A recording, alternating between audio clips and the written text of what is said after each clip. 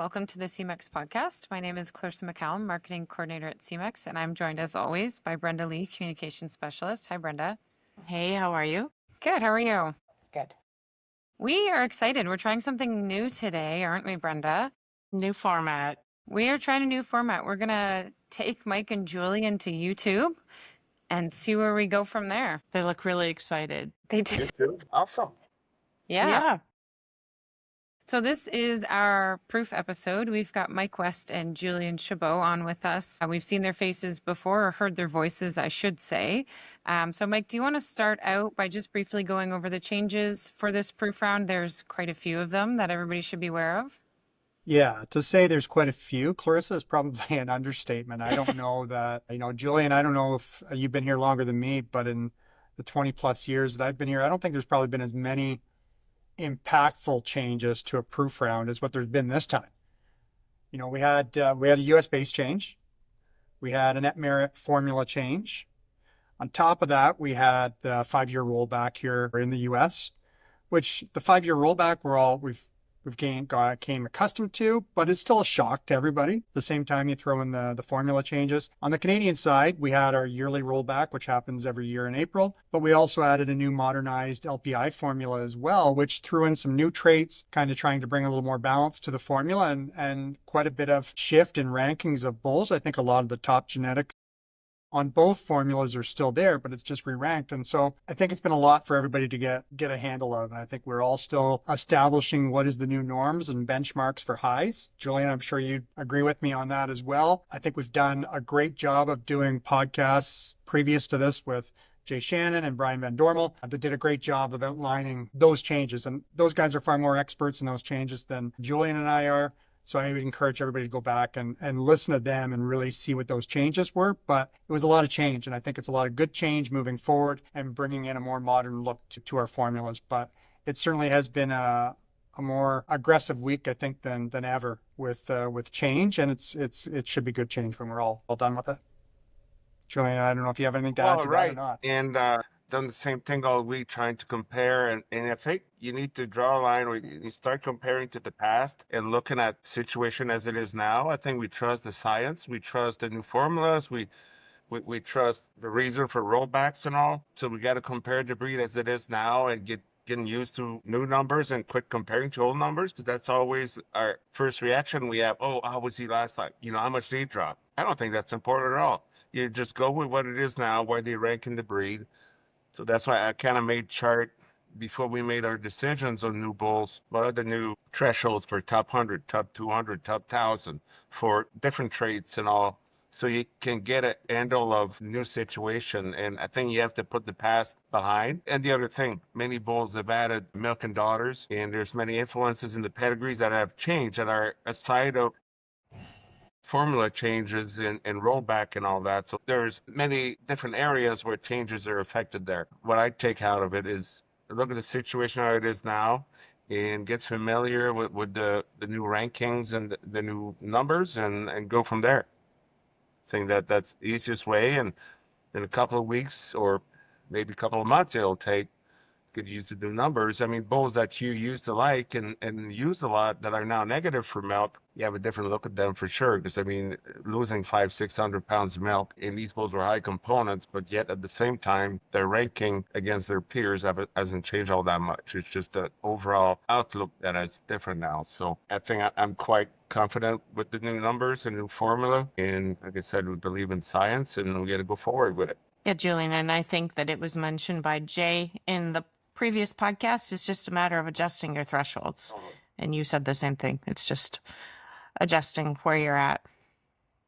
Julien, thinking about TPI results, we had some great results from Einstein himself and also his sons in the top 100. Yes. Actually, Einstein's been from the time he was a young sire, we've used him as a mating sire at the time. Of course, that's end result. We see a bunch of sons. We've watched these sons coming through, and we've used some of those as mating sires. And you look back and you see Einstein still as a 7.5-year-old bull now, still ranking amongst the best in the breed, and see sons coming through a little higher. And way back when he was put through, he had a good plus dam, a good plus grand dam and all. And now his dams he's got 3 excellent dams, all over 70,000 kilos. And when you look back at the family, well, they've developed, that really shows what his daughters are all about. And we still hear about Einstein daughters that are, I don't know how many excellent cows he would have in the US. We don't have a count for that, but he's got a ton of them. And then it shows through on his sons. And so from his pedigree to his sons, just briefly, I mean, not that we're going to talk about him much, but his highest son is making a little cold play. Just to say that through Bovitech and all, we're able to get IVF semen and produce enough semen to make sons and daughters, but he never was marketed. And yet today, with the limited number of daughters, he's in the top 20 out there. He won't have much an impact, but just to show that Einstein had an impact on different bloodline in here. But probably the most important of the group is Fly Irish Sugar High, and Mike's going to talk about him later on the Canadian base. So he's an Einstein uh, from a juicy and a young heifer that Tom Kugler had purchased in Vermont that never made it as a 2-year-old, but had transmitted quite well. And then a long, big, deep pedigree from Vermont, from Joe Allen in Vermont with an 83 point next dam and then 4 excellent dams. So big pedigree there. Bull that was, I don't want to say under the radar as a young sire, but kept coming up as time went by, and he was quite popular. He was one of our highest fertility bull. And when you look at his number and you analyze his combination of milk, type, outer composite, and somatic cell, put all those together, and you put a few filters in there, it'd be the highest bull in the breed. Over 1,000 of milk, a point on type, and below 3 points of somatic cell, which are really important categories when, basics, when breeders are selecting semen, both views. So I think Sugar High has got a whole bunch of daughters, going to be adding more as it goes on because he was extremely popular, as I said, because of his fertility. And we'll hear much more about him. And his udders are probably his trademark. They have some of the best udders of the young cows in their age group. And after that, just to finish on well, we're not going to finish, but the last one I'm going to talk about on the Einstein son, West Coast Early Bird, ranks a little lower. It's just coming a little late. I mean, not late, but I mean, his daughters are still early. He's going to have more daughters. My last trip in New York 2 weeks ago, a boat that had been used quite heavily in there. There were some of the best young cows. I mean, he's certainly known for, I mean, his pedigree back there is really outcrossed amongst the Einstein sons. So he's got like almost 600 daughters for production. And the reason he was popular was the Cabinese bull, his good DPR, and again, great memory system at, what do you see, 1.6 for udders. So, he's used, we only have a few sons and he transmitted DPR quite well. We have a few that are really high, and we have grandsons coming through the system as well. So I think and just ironically, his dam was bred by Fly Higher. Not same family, but same prefix as Sugar High as we talked before. So I think that Renegade was one of the early investment in Eastern New York for West Coast. So quite successful there, and certainly both still around. We're going to hear a lot more about. So that sums it up somehow for Einstein, and I think he's not going away. And for a bull that at modest start on the Canadian base, I think is him and his sons are still doing quite well. So you don't see that always that bulls perform well on different platforms in different countries. Good point. Mm-hmm. Well, Mike, if you want to pivot over to the LPI Canadian side of things, I think that's a great segue for you. Yeah, we can, Clarissa. I mean, and there's some overlap between what Julien was talking about. I mean, he's talking about some bulls. They're the same ones that are showing up high on the LPI list. He mentioned Sugar High and talked about the family and the U.S. performance. Sugar High, he went up 131 LPI points this round and came in at number 22 on the proven LPI list. So we're pretty cool about that. He's been a bull that we've been watching quite closely locally as we're seeing more and more daughters calve. They're great uddered cows. They've got a great will to milk. I think He's a real breeder satisfaction kind of bull with his improvement over his pedigree, and anywhere you'd like to have changed it, he seems to has improved on those places where you'd like to see him improve. So I don't see the foot and leg in his daughters that to the extreme concern that I see in his linear breakdown. I don't think it's not his best part about him, but it's certainly, I don't see the extreme and his foot scores and his leg scores as what is shown on paper. Sugar High himself was released in June 2021. Time flies, and he's a bull that's never had an excess of semen. Even last week, he'd have been essentially an allocated sire prior to proofs with every dose of semen he's collected and sold. So I was out in the barn yesterday and saw him. He's a great looking bull himself, and should be able to hopefully fill the orders that are going to be coming in on him here now with his improved interest with the proven results. Other LPI results that were high for us. There was a trio of bulls that really were focused on, and Sugar High was one of them.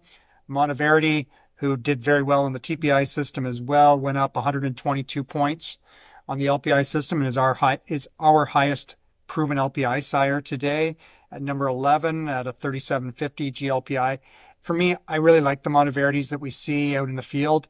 They are good uddered cows. They work extremely hard. They're good components. They're functional, healthy, day in, day out, trouble-free cows. And I know his linear breakdown on his confirmation proof isn't for everybody, but I think he's an easy bull to mate because he has his strengths, he has his weaknesses, and I think anybody that's going to put pen to paper and try and do a proper mating and apply some knowledge to this, it's a simple mating with him that I think he's got his strengths and weaknesses that are easy to work with. But I think Monteverdi is going to continue to do good things, and we'll talk later about some genomic bulls, and you'll see the influence of Monteverdi coming through on both sides of the pedigree in them as well. But the other bull I want to touch on quickly, and it's not necessarily as much about him as about his impact for us as a company and for our customers. And that's the biggest thing for our customers is Ranger Red. And I think since we first started doing these podcasts, Ranger Red has been on every agenda of what we've talked about. He's certainly been an impactful bull, not just for red and whites, but for LPI as well. And his numbers dropped last proof round when he got his proof, and we all know that. But he took a big jump back this time with no surprise. As I travel with some of our colleagues, Julien and some of the other guys, Jim and Paul and our colleagues, the Ranger Red daughters that we see are quite good. And people are very happy with them. Their udders are well attached. They move well on their feet and legs. They're square rump. They're very solid, functional cows that produce well. So it was not a big surprise for me anyways to see him jump up 186 LPI points and move him back into the number 16 position. Last proof round, he was number 40. So a huge jump for him this time. And it's not a surprise. His numbers aren't that far off today what they were now when he was released in July 2021. He's just about 180 points behind, which with the rollbacks and changes, you'd almost call him on par for what he was when he was first released as a genomic bull. His impact for us is huge. And that's why I'm talking about him this time. I mean, because of his impact and his sons that we're going to have. So to see him rebound 186 points, any of the sons that you were using or considering using probably look a lot more attractive today as he passes on those genetics. We have 39 Ranger sons currently available on our website. 25 of them are Immunity Plus sires, 7 polled. And I think the need for polled genetics is increasing more and more every day.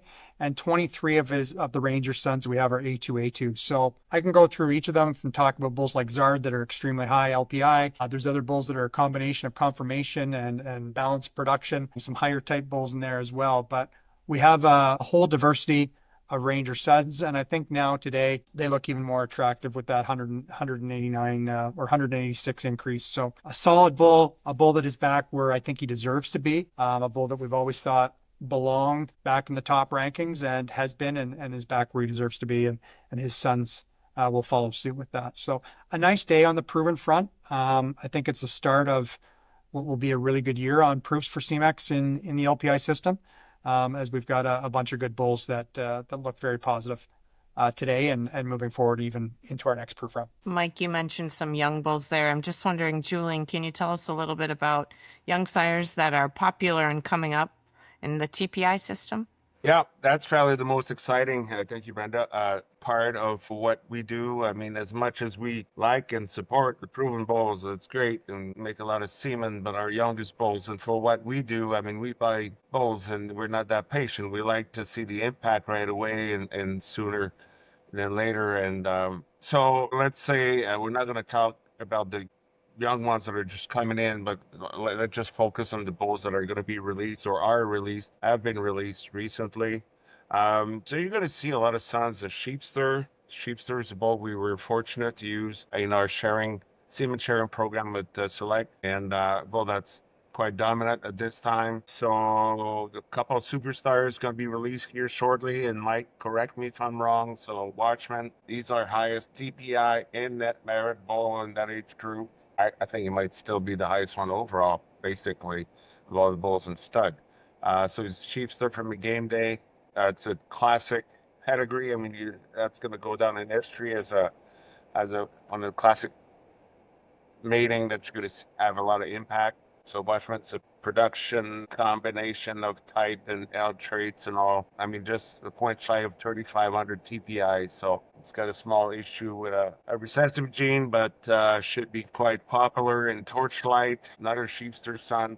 They'll appear. I think they're getting released next month, Mike. Correct me if I'm wrong. It's 3,400 TPI. Probably higher type. His dam's one of the greatest young cow at West Coast, Progenesis Kennedy. And again, another Sheepster son, similar profile, a little higher type, a little more solid all the way across. And then a bull that's been creating a lot of excitement. Probably the bull we've used the most as a mating sire. I think we created a little bit of a video recently. Aurora Fargo. It's a Perky son with a big family from a Parfect that just went 87 point here recently. Fargo's been released as a fast start, I believe 2 months ago. It's been quite popular. We can't wait for his first sons to hit the ground. I think it should happen sometime early summer. Early results we got from embryo biopsy, it's extremely promising, let's put it this way. So it gives us a lot of confidence, and it should give the breeders a lot of confidence to use this bull.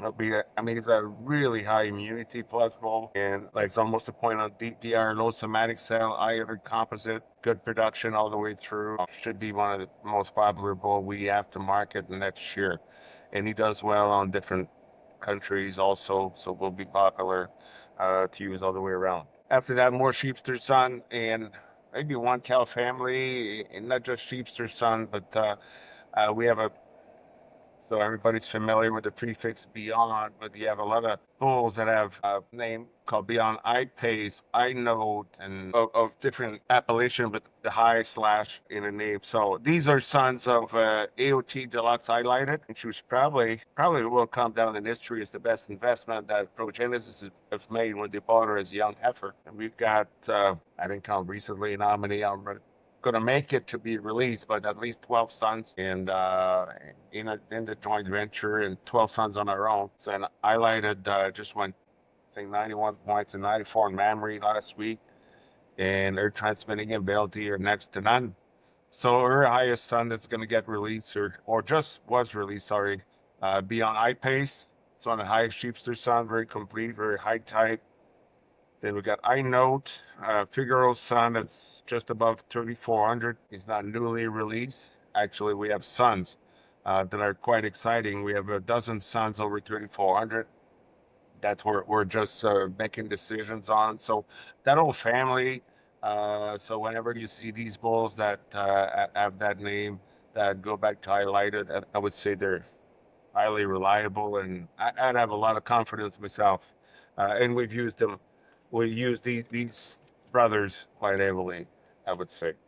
We could go on for all day, but I would say Sheepster son, Perky sons on the U.S. base will be our dominant group of bulls for the next little while. And Mike, on the Canadian side of things, what are we looking at for young sires? Yeah, it's a strong day again on the LPI side of things. I think we've really strengthened our program and built on that, and we do see again some crossover of those families that Julien just talked about does come through as you go down our top LPI bulls as well. But currently, when we look at the bulls, I always look at Lactanet publishes that list of bulls that are 11 months of age and older, and I think that's the the best reference list for and the bulls that are going to have semen soon. Between now and when we talk next time in August on one of these calls, those are the bulls that are going to come out. So maybe not all of them are available today, but they are on collection and hopefully soon. But for Semex, we have the 6 highest bulls on that list, the top 6 GLPI bulls over 11 months of age, and 7 of the top 10, which I think, it just solidifies our rankings and strength in that group. Some of these will be mating sires. Some of them will get just released right away. And they offer something a little bit different, each one of them. When we go through the list and touch on a few of the bulls, the number 1 bull is a bull named OCD Monkey. He's a Zard from Monteverdi. We talked about Monteverdi earlier. So to see him come through in our pedigrees, OCDs, I heard that Julien works quite closely with on an everyday basis for buying these bulls. So great people and a great herd and a great cow family behind him. And Monteverdi from a very good Perfect, a very good Cascade. So watch for Monkey to come later. We're using him, just started using him as a mating sire here now, but he should be something interesting. Sired by Zard, who took a jump in the proofs as well. We see a lot of Zard progeny has moved up in the top rankings, so it was no surprise to see Monkey at the top. Progenesis Impulse is number 2. Mike, just not to interrupt, Yeah. just before we forget, because I forgot to talk about Monteverdi when you were talking about him before. But I mean, just on that family, the damn full brother, Milan, is one of the sire that's we've sold the most semen, OCD Milan. And some of his younger bulls, younger sons, are the highest ones we have right now. So that whole family's really making an impact.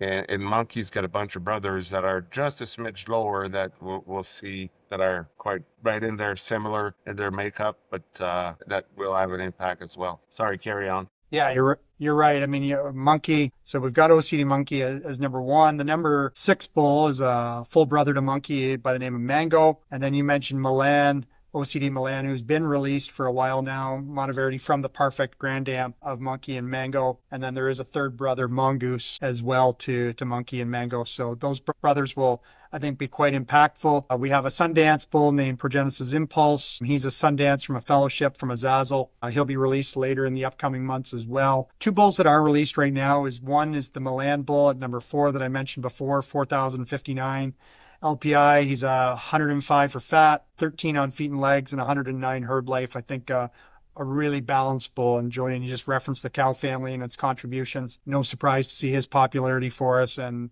coming from that cow family and with that breakdown. Number 3 is Attaway Beyond Fitness, who was released recently as a sheepster from a parsley from a trimey. He's a high fat bull with high fat percentages, positive herd life at 108, a positive milking speed right at 100. So very balanced bulls that I can fit on a lot of matings today. We see a big emphasis being put on fat percentages, of course, and those bulls both fit that model. At number 5, Progenesis Melnick. I mentioned Mango, but another really interesting bull that falls into the number 10 position is Progenesis Lancelot. Lancelot's going to be released in May. That decision was just made that he'll be coming soon on May 1st. He is sired by Zircon from a very good Ranger, and then the very good 89 high jump leader cow that has been the dam and grand dam of a lot of our great LPI bulls that has come through recently. Talking with Carl Barkley and Horacio the other day that were up at Character and saw a high jump leader, and they said she looks just phenomenal. So looking forward to seeing her in a month or so when we're back up there as well. But Lancelot's claim is he's not only number 10 on the LPI list at 39.97, but he's also the number 1 red carrier bull in the breed. He comes through with numbers of plus 12 on conformation, 11 on mammary system, 12 on feet and legs, 104 milking speed, and 111 herd life. So I think a very, very well-rounded bull that we're using right now on some red matings. Tried to improve our red lineup moving forward, but a great example of the emphasis that's been put into our LPI lineup and the balanced breeding kind of bulls. And I think we've got 7 bulls there that really exemplify that and the efforts that have been put towards developing cow families and bulls with cow families and numbers to go with them in the LPI rankings. So I think a really nice day of LPI sires, Clarissa and Brenda, that go along with those. Julien talked about the high TPI bulls and how they're the ones that we focus on so much, but I think it's a great blend of young genomic LPI and TPI for our customers globally. Yeah, and just on leader, Carl and Horacio sent me some video footage and some pictures of her in the barn that people can watch for tomorrow, because we're going to get those out on Facebook. She really does just look phenomenal. She's a great cow. That's awesome. She really is a great cow. Okay, now we're really going to switch gears, guys. We're going to talk about Bullseye. And he had kind of a big day yesterday. He's had a big spring so far as well. So I'm just going to turn it over to you guys, and you can talk a little bit about his sons, and then also let's touch on his daughters. Julien, why don't you go ahead and take the lead here? Add some thoughts in first. Yeah, I mean, Bullseye, I mean, not very often from the time we bought him as a free agent, and that was a long discussion at the time, and came that, well, we all said to management, so we have to have this bull. We can't afford to lose him. And they did step up, and we did buy him, and I think it's all worth it now. So, sons, I mean, there's a ton of them. We're not going to talk about all of them, just maybe quickly the top few that are very exciting, that are newly released or have been released for a few months now, I want to say. The top few for confirmation in the country. So these two full brothers or split brothers, Bobby Sox and Bobby Orr from Walnut Lawn, are dominating, and couldn't be a better story. I mean, the Dams, not 89.2 was top five at Madison and the Royal. Lambda Beyonce, between her and her full sister, Bright, I think we have 11 or 12 sons so far, and by 7 different sires. So when you talk about a cow family that can breed, and yet you use, you know, like I said, 7 different sires, but just on these two bullseyes, they're right at what they at 19, 20 on type. They're 17 right now, but with good production. And I've seen the bulls where they bring Kempfeld. They're long, stylish, sharp, angular bulls. And the way the cow is developing, I think these bulls have great future. And then just to mention a couple briefly, the one that sparked my interest, certainly Progenesis Pentatonics is in the same age group, got released recently also. In really a different pedigree for height type on the Canadian base with a Conway dam.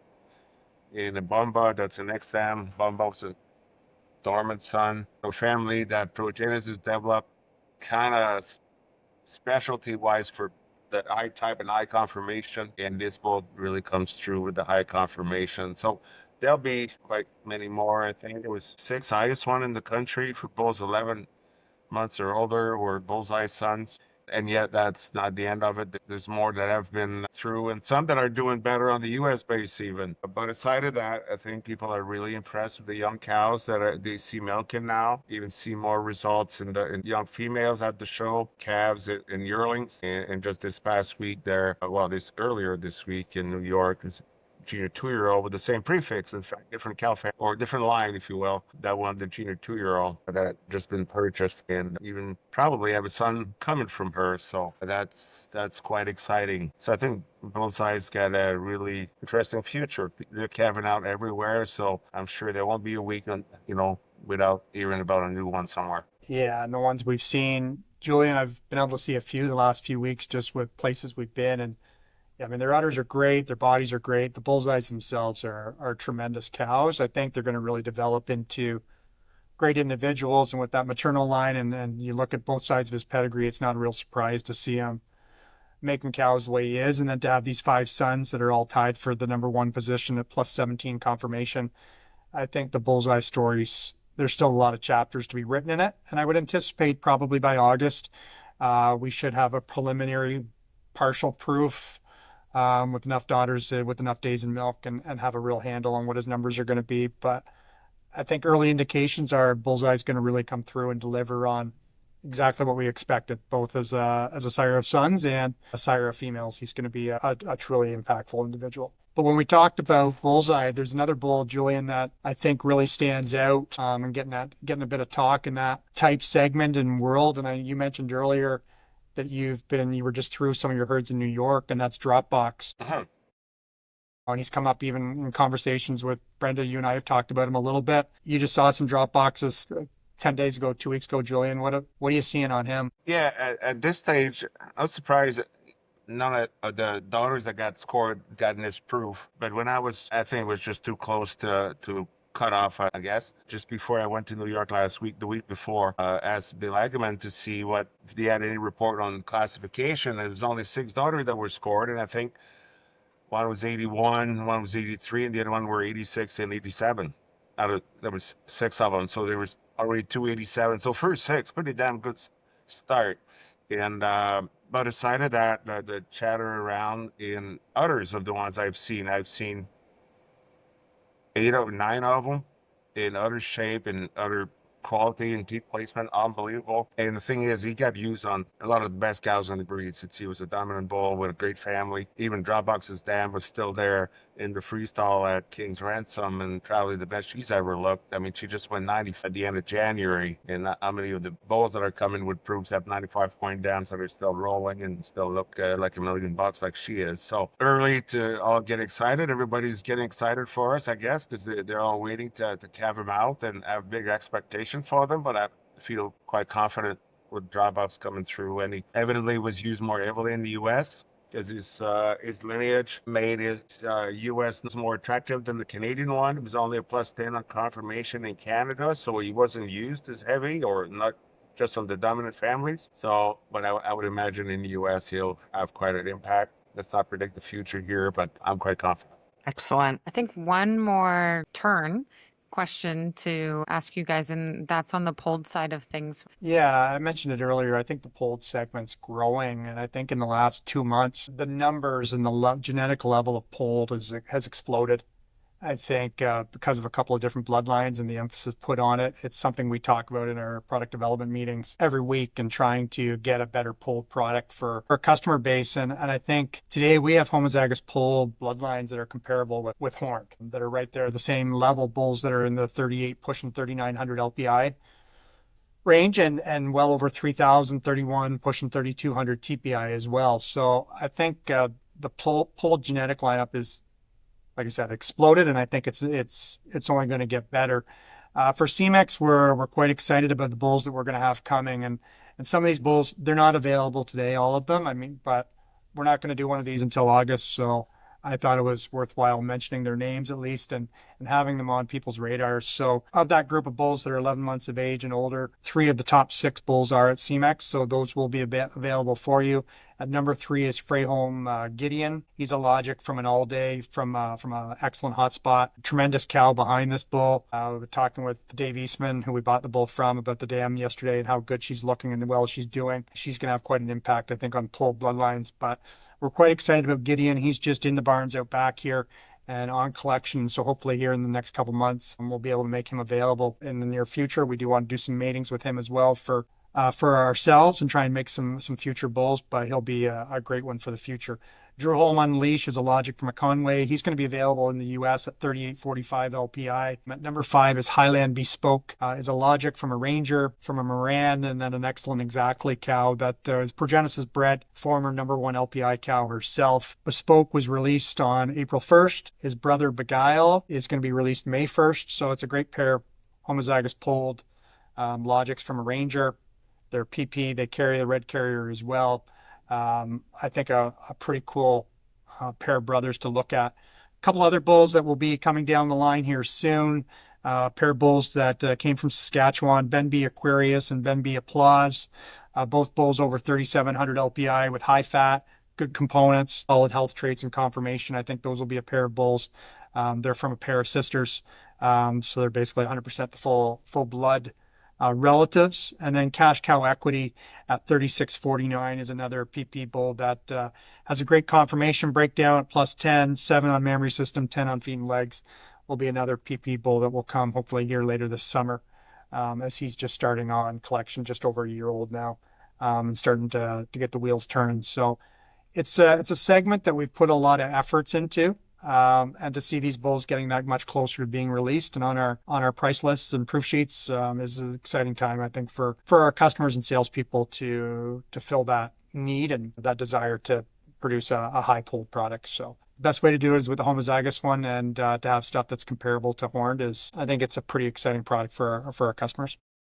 Mm-hmm. Absolutely. Well, unless you guys have anything else that you guys want to talk about, any other sneak peeks, you've given us a little bit to hold on to for next proofs, Mike, but unless there's anything else. I think that's a dangerous question, Clarissa, because you get Julien and I together, and Brenda's been there to observe some of it. Our conversations could go down a path that's maybe not meant for our viewership here, but I think I said it earlier. I think we've got there's some exciting months ahead for the proven lineup and for the young bulls. So there's others that we didn't talk about on here, but we're still waiting for more information on. And there's a bull, Clainoch Mayfair, that's you're seeing get mentioned in some of Brenda, you've had him on the social media posts. East Gen's got a really nice one at the CDX a farm show. We pictured a really nice one last week. There's a great group of them in British Columbia that's pictured as well. So he just got a type proof this round at plus 11.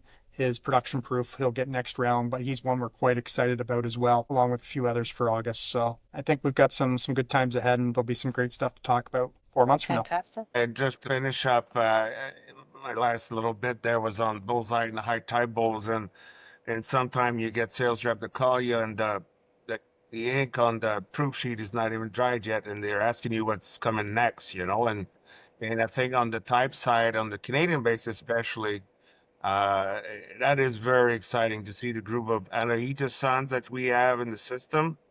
These bulls are the oldest ones are gonna be a year old in June, so many of them are in stud already.